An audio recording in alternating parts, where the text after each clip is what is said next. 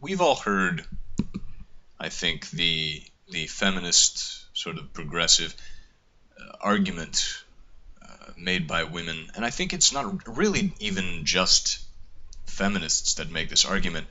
I've had a lot of female friends who have, brought this up with me, and they'll say, "Hey, look," something to the tune of, "Well, what I've never understood is that why is it that if a man has sex with 12 women, he's high-fived by all of his bros, but if a woman has sex with 12 men in the same week, if both of these things happened in the same week, then she gets shamed by her girlfriends, by guys, by society in general." And so we've seen sort of a feeling of outrage, a backlash against slut-shaming.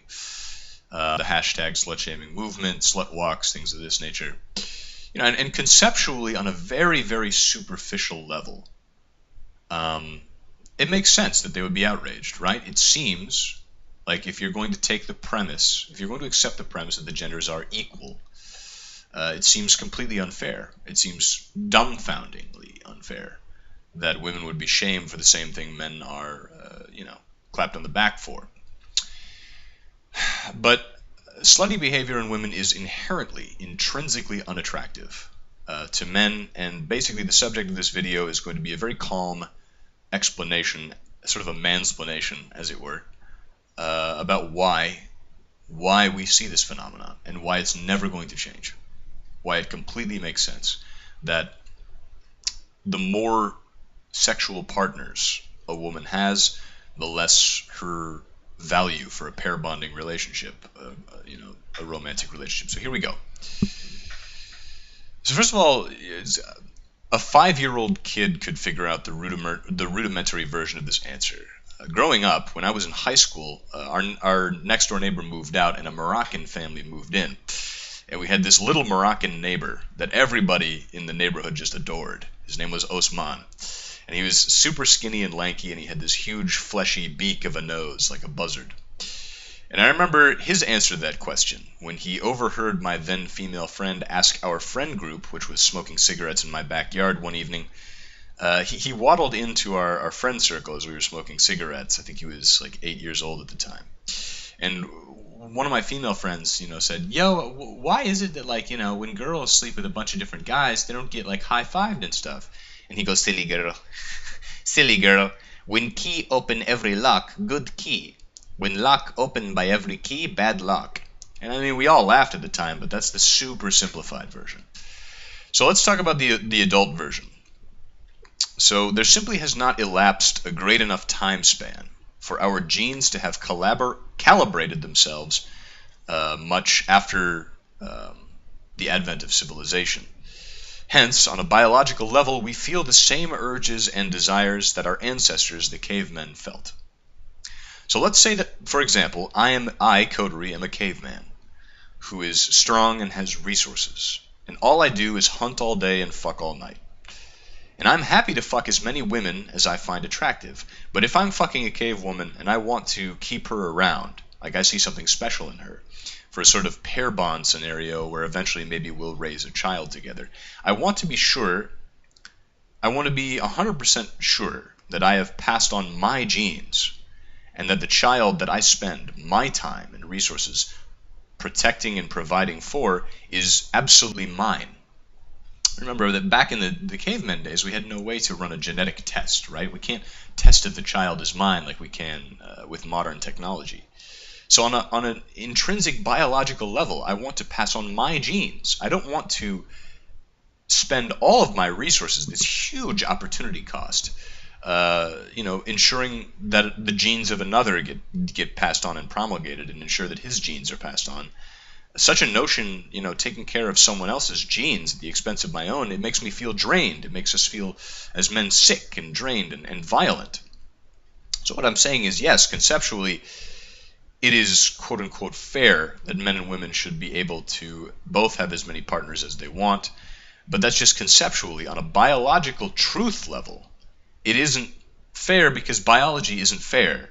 That's the nature of Darwinian competition. When survival is on the table and resources are scarce, you'll find that fairness between men and women will fall pretty quickly by the wayside.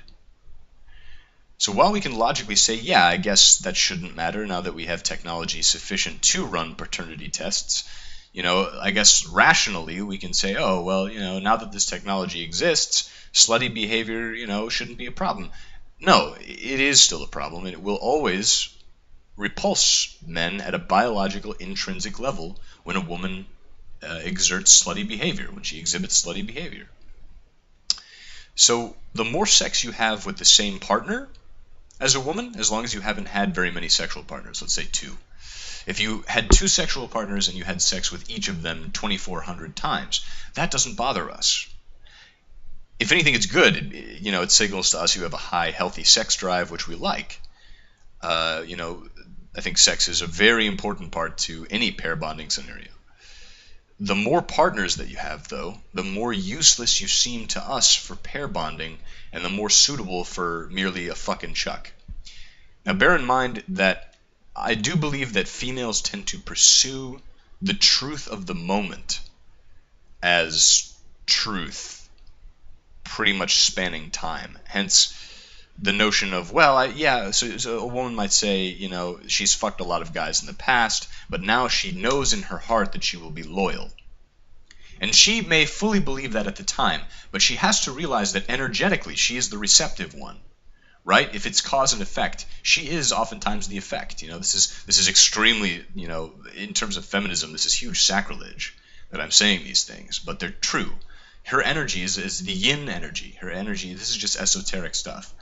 She is the receiver. So she may feel completely in love with a guy, and that's her truth to her at a given time because he loves her fully, and there's no kinks in the relationship. There's no kinks in the hose, no problems. At that time, a year from now, she will no longer feel that way because love is not being properly exerted on her in the same fashion for whatever reason. And I don't mean to say properly, it's not being wholesomely exerted on her in the same way, so her truth has changed, and maybe she goes and fucks the milkman.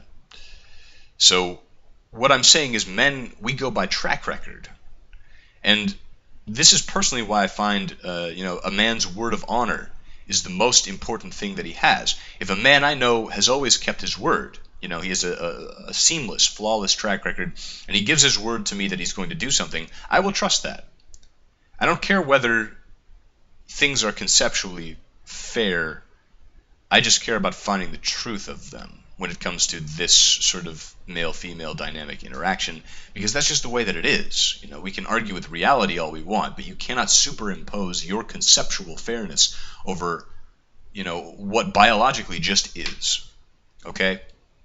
So you will never be able to argue to us, using perfect logic even, that sluttiness is anything but repulsive to our very masculine core.